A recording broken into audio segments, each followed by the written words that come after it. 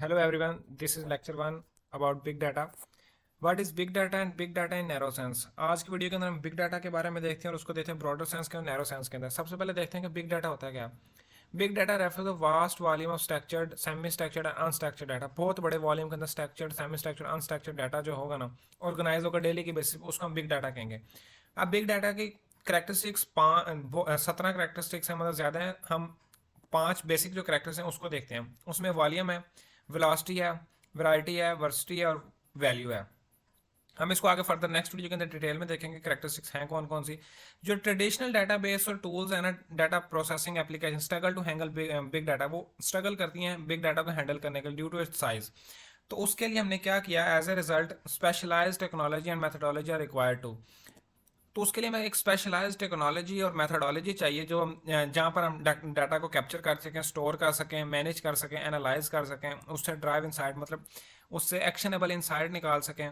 तो उसके लिए हमें स्पेशलाइज्ड टेक्नोलॉजी एंड मेथोडोलॉजी चाहिए। The ultimate goal of big data is to extract valuable knowledge. तो बिग डाटा का जो अल्टीमेट गोल है ना, उससे हम उसका जो उससे वॉल्यूम को एक्सट्रैक्ट, वैल्यूएबल नॉलेज को एक्सट्रैक्ट कर सकें ताकि हम बिजनेस ग्रोथ कर सकें, उसके अंदर एफिशिएंसी ला सकें कोई भी इंडस्ट्री के अंदर।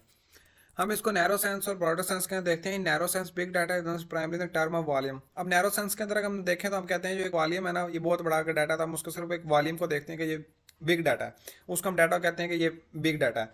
Emphasise the number of data points और सैंपल्स कलेक्टेड, जितने भी सैंपल वगैरह collect, for example in data set containing the information of million individuals.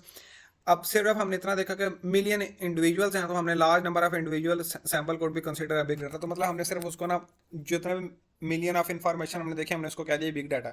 अगर हम ब्रॉडर सेंस के अंदर बात करें, big data is not just about the volume of data but also include the dimensionality of data.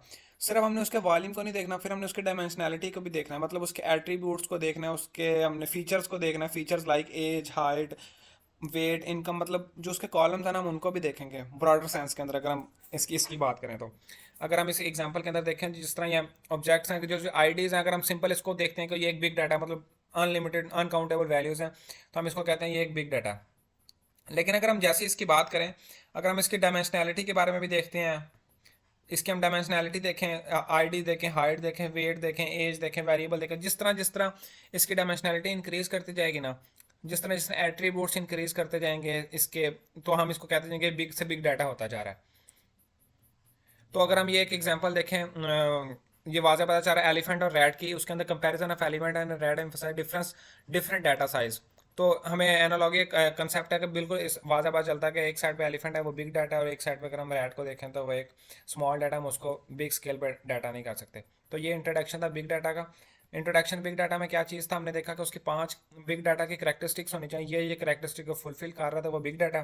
तो as a मतलब जब हमने ये देख लिया कि बिग डाटा, उसके लिए स्पेशल टर्मिनोलॉजीज और मेथडोलॉजीज चाहिए, रिक्वायर्ड चाहिए, कि जहाँ पे हम उसको कैप्चर कर सकें, उस मतलब कहीं से स्टोर कर सकें, उसको मैनेज कर सकें, एनालाइज कर सकें और उसको डाटा से इंसाइट निकाल सकें। Thank you so much guys, follow me for more.